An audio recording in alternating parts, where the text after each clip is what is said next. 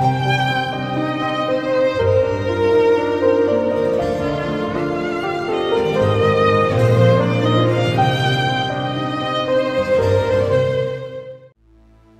μέρα δολοφονούνται περίπου 13 χριστιανοί παγκοσμίως λόγω της πίστης τους.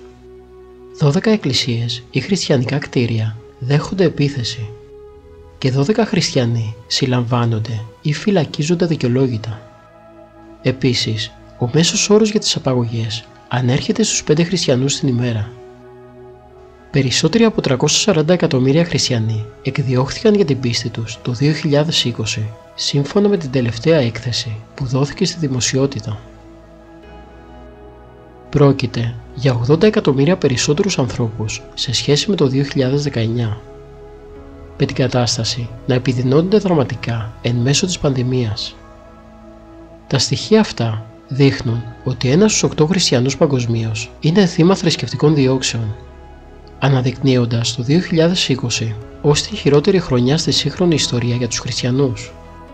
Στην έκθεση τονίζεται ότι ο αριθμός των χριστιανών που δολοφονήθηκαν αυξήθηκε κατά 60% σε ένα χρόνο, με το 90% αυτών να βρίσκονται στην Αφρική.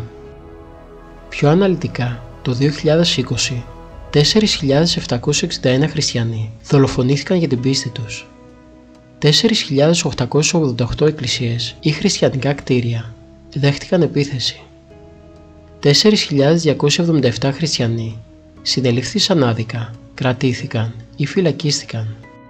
1.710 χριστιανοί απήχθησαν για λόγους που αφορούσαν την πίστη τους. Οι χριστιανοί που αντιστέκονται στις χώρες στις οποίες αποτελούν μειοψηφία έχουν χάσει κάθε κρατική στήριξη εν μέσω COVID και χάνουν τη δουλειά τους πιο εύκολα σε σχέση με άλλες θρησκευτικές ομάδες. Αλλά και η ίδια η Εκκλησία, οι μικρές ενορίες που επιβιώνουν σε εχθρικές χώρες αντιμετωπίζουν πολλά προβλήματα. Σε ακόμα πιο δεινές καταστάσεις βρίσκονται οι χριστιανές γυναίκες και τα παιδιά. Μαρτυρίες αναφέρουν ότι κατά τη διάρκεια της πανδημίας αυξήθηκαν οι απαγωγές για τη βίαιη μεταστροφή κυρίως στο Ισλάμ, αλλά και η αναγκαστική γάμη μικρών κοριτσιών. Επιπλέον, μέρη στη Λατινική Αμερική, τα οποία είναι γεμάτα με συμμορίες ναρκωτικών, έχουν γίνει ακόμη πιο επικίνδυνα για τους χριστιανούς. Οι 5 πιο επικίνδυνες χώρες στην εποχή μας για να ζει ένας χριστιανός είναι: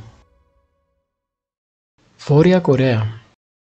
Για 20η διαδοχική χρονιά, η Βόρεια Κορέα είναι στην πρώτη θέση της λίστας παρακολούθησης με τις πιο επικίνδυνες χώρες για να είναι κανείς χριστιανός. Η ομολογία της πίστης στο Χριστό επιφέρει την ποινή του θανάτου. Όσοι δεν εκτελούνται αμέσως μεταφέρονται σε στρατόπεδα εργασίας ως πολιτικοί εγκληματίες. Οι συνθήκες στα στρατόπεδα αυτά είναι τόσο απάνθρωπες που ελάχιστοι επιζούν. Εκτιμάται ότι περίπου 50 με 70.000 χριστιανοί είναι σήμερα φυλακισμένοι στη Βόρεια Κορέα. Αφγανιστάν. Στο Αφγανιστάν είναι παράνομο να είναι κανείς χριστιανός. Ουσιαστικά, όσοι ασπάζονται τον χριστιανισμό έχουν 2 επιλογές: ή εγκαταλείπουν τη χώρα ή κινδυνεύουν να σκοτωθούν. Εάν η οικογένειά τους ανακαλύψει ότι έχουν βαπτιστεί χριστιανοί, τότε θα πρέπει να σώσει την τιμή τους, αποκηρύσσοντας τον πιστό, ή ακόμα και να τον σκοτώσουν, αλλιώς κινδυνεύουν οι ίδιοι.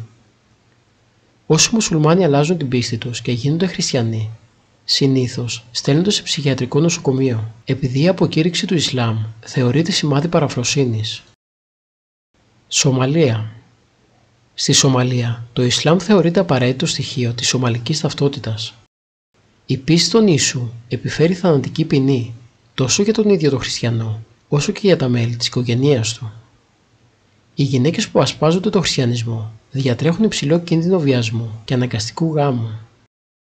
Και αν ένας χριστιανός άνδρας σκοτωθεί ή απαχθεί, αφήνει ολόκληρη την οικογένειά του απροστάτευτη, στο έλεος των διωκτών του. Λιβύη. Στη Λιβύη δεν υπάρχει ελευθερία λόγου, ούτε θρησκευτική ελευθερία. Οι χριστιανοί, που αρχικά ήταν μουσουλμάνοι, αντιμετωπίζουν βίαιες πιέσεις από την οικογένεια και την κοινότητά τους για να αποκηρύξουν την πίστη τους. Αυτοί, καθώς και οι ξένοι χριστιανοί, είναι επίσης ευάλωτοι σε απαγωγές ή δολοφονίες από Ισλαμιστές μαχητές και εγκληματικές ομάδες. Επίσης, είναι παράνομο να κηρύττουν δημοσίως την πίστη τους. Εάν συλληφθούν, αντιμετωπίζουν ποινές πολυετούς κάθερξης ή ακόμα και βασανιστήρια. Πακιστάν. Οι χριστιανοί στο Πακιστάν αντιμετωπίζουν ακραίες διώξεις σε κάθε τομέα της ζωής τους. Όλοι οι χριστιανοί θεωρούνται πολίτες δεύτερης κατηγορίας, κατώτεροι από τους μουσουλμάνους. Κυρίως τα μικρά κορίτσια διατρέχουν κίνδυνο απαγωγής και βιασμού και συχνά αναγκάζονται να παντρευτούν πολύ μεγαλύτεροι σε ηλικία μουσουλμάνους, προκειμένου να σπαστούν το Ισλάμ. Την πρώτη δεκάδα συμπληρώνουν η Ερυθρέα, η Ιεμένη, το Ιράν, η Νιγηρία και η Ινδία.